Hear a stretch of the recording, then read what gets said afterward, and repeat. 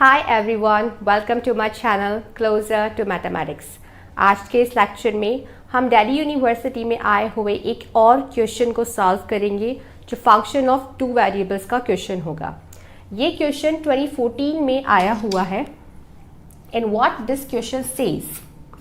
It says we have a function from R2 to R which is defined by x cube minus of y cube upon x square plus y square is the function where x and y are not equal to 0 0 and where x and y are equal to 0 0 the function की value is equal to 0. Then we have four options. Option A says f is continuous on R2. B says f is continuous on R2 except 0 0. The partial derivative with respect to x and y, they are equal at the point 0 0, and the D option says f is bounded. We have four options. Let's see which one is the correct one. We will start with the option 1A. It says function is continuous on R2. Let's see. First of all, let's check what its limit x and y tending to 0 0, and we have function x cube minus of y cube upon x square plus y square। अगर आप इस question को ध्यान से देखोगे तो इसका जो अंश है उसकी पावर डिनोमिनेटर की पावर से ग्रेटर है। ठीक है, तो जब भी हम x और y की वैल्यू 0 0 यहाँ पे पुट करेंगे तो पूरे फंक्शन की जो लिमिट है वो किसी ना किसी फाइनाइट नंबर पर हमें ज़रूर मिलेगी, चाहे वो कोई सा भी पाथ हम ले लें। जैसे फॉर एग्जांपल अगर हम यहाँ 0 0 पुट करते हैं तो 0 0 0 0 तो इट विल टर्न इनटू 0/0। तो हम एक पाथ लेते y is equal to mx, ये लिया और हमारा फंक्शन हो जाएगा x cube minus m cube x cube upon हम y की जगह पर हमने वैल्यू रख दी mx। ठीक है, और ये हो जाएगा x square plus m square and x square. Common लिया तो हमारे पास क्या आया, लिमिट x टेंडिंग टू 0, ऊपर से क्यूब x क्यूब हमने कॉमन लिया, नीचे से x स्क्वायर कॉमन लिया,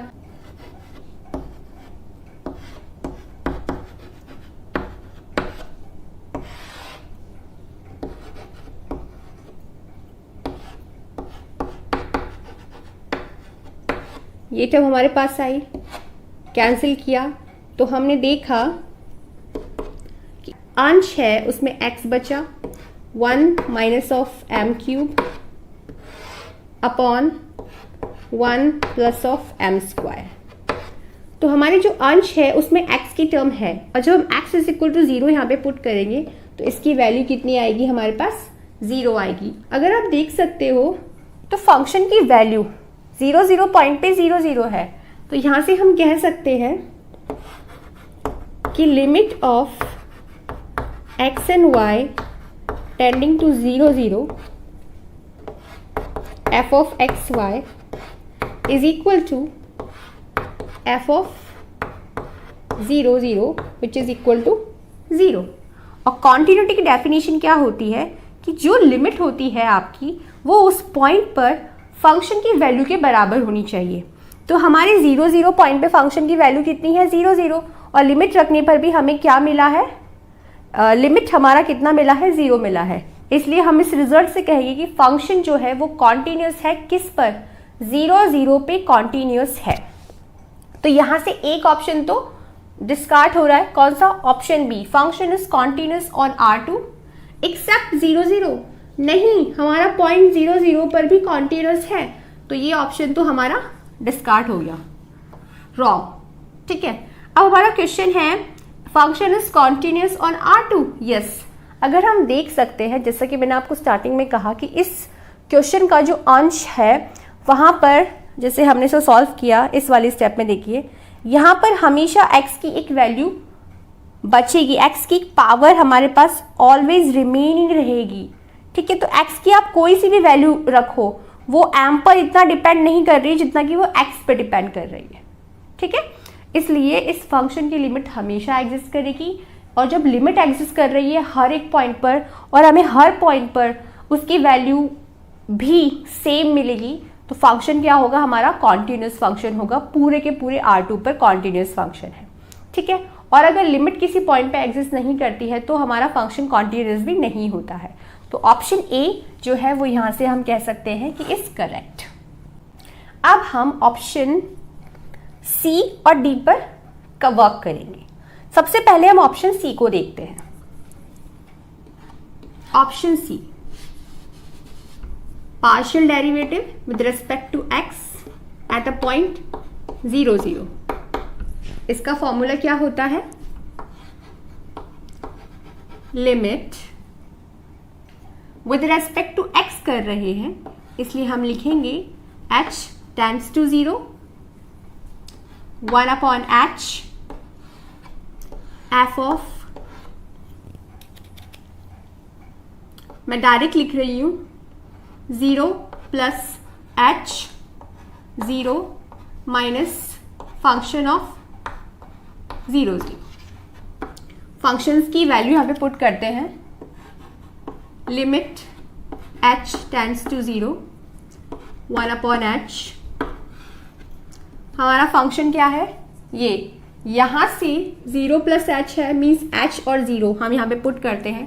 x की जगह पर हमारा आ जाएगा h और y की जगह पर हमारा आएगा 0। तो फंक्शन की वैल्यू क्या होती है हमारे पास, ये आएगा हमारे पास h cube minus of 0 upon h square plus 0 minus function at 0, 0। Function at 0, 0 value कितनी है, 0, तो हम डायरेक्ट पुट करेंगे 0। हमारे पास क्या आता है, limit h tends to 0, 1 upon h। Inside हमारे पास बचता है h cube upon h square, h cube x square पूरा cancel, single h single h से कैंसिल, हमारे पास आंसर आया 1। इसी तरह हम f ऑफ y निकालेंगे, तो f ऑफ y क्या होगा हमारा,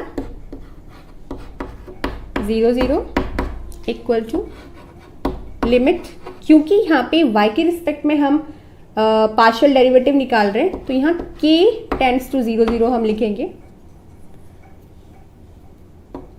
1 अपॉन k।